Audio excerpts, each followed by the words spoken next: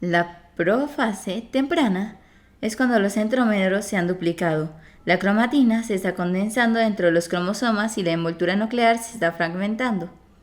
La profase, el núcleo ha desaparecido y los cromosomas se duplican a dos visibles. Los centrómeros comienzan a aparearse entre sí y el uso de los procesos de formación. La prometafase, el cinetocoro de cada cromatina está unido a la fibra de uso cinetocórico. Las fibras de uso polar se estiran y se entrecruzan desde cada polo de uso. Metafase. Los centrómeros de los cromosomas duplicados están alineados en la placa metafase. Centro o uso completamente formado. Las fibras del uso cinetocórico unidas a las cromatinas hermanas provienen de los polos opuestos del uso. Anafase. Las cromatinas hermanas se separan y se convierten en cromosomas hijos que se vuelven hacia los polos del uso.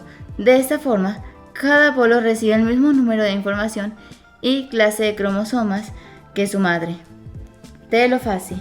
Las células hijas forman mediante las envolturas nucleares y el nucleolo reaparecen. Los cromosomas se convierten en cromatina indistinta. La metafase es una etapa corta del ciclo celular que ocurre cuando los cromosomas están congregados en la zona ecuatorial de la célula, ayudados por múltiples tipos de estructuras citoesqueléticas. Esta etapa termina cuando una molécula llamada coenzima se separa de las cromátidas hermanas. En sumatoria, es la fase del ciclo mitótico que exhibe el mayor nivel de organización del aparato mitótico. Cromosomas metafásicos. Los cromosomas metafásicos se encuentran alineados en el eje ecuatorial de la célula en proceso mitótico. El eje de los cromosomas está constituido por proteínas de carácter no histónico, creando así dos estructuras simétricas llamadas cromátides, unidas a un punto llamado centrómero, que contendrán a los cinetocoros. Primero, las cromátides serán copiadas exactas una de la otra, es decir, que el cromosoma está formado por sus dos fibras de nucleótidos que fueron duplicados durante la fase S de la interfase.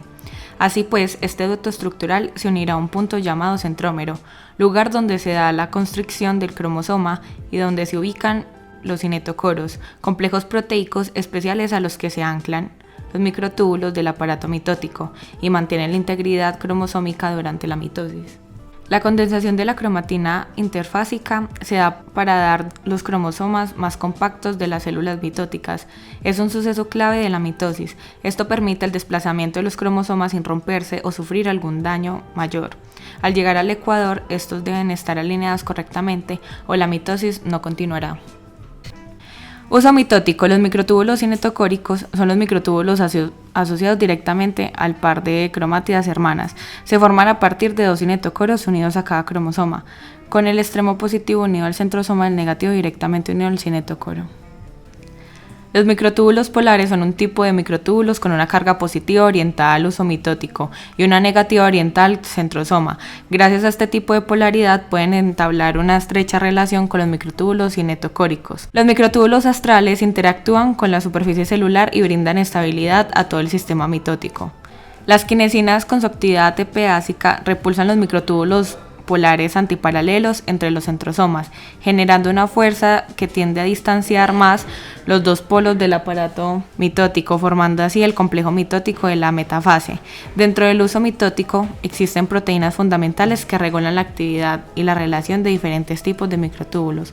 Las más importantes son proteínas motoras llamadas dineínas y kinesinas, que actúan como estabilizadores de la orientación y ubicación adecuada de los microtúbulos polares y cinetocóricos. Los centrosomas son estructuras animales que funcionan primariamente como centro de organizador de microtúbulos y actúa como un polo de uso mitótico durante la división celular. En la mayoría de células animales, estos contienen un par de centrosomas. El ciclo celular está manejado por ciertos puntos de control, los cuales están presentes en la regulación de los procesos en toda la mitosis. En el caso de la metafase, tenemos el punto de control del uso. El punto de control M también es conocido como punto de control del uso. Aquí, la célula examina si todas las cromátidas hermanas están unidas correctamente a los microtúbulos del uso. Debido a que la separación de las cromátidas hermanas durante la anafase es un paso irreversible, El ciclo no procederá hasta que todos los cromosomas están firmemente unidos a por lo menos 2 fibras del uso de los polos opuestos a la célula. ¿Cómo funciona este punto de control? Parece que las células en realidad no revisan la placa metafásica para confirmar que todos los cromosomas estén allí. Por el contrario, buscan a los cromosomas rezagados que estén en el lugar equivocado, por ejemplo flotando en el citoplasma. Si un cromosoma está fuera del lugar, la célula detendrá la mitosis, dando tiempo para que el uso capture el cromosoma perdido.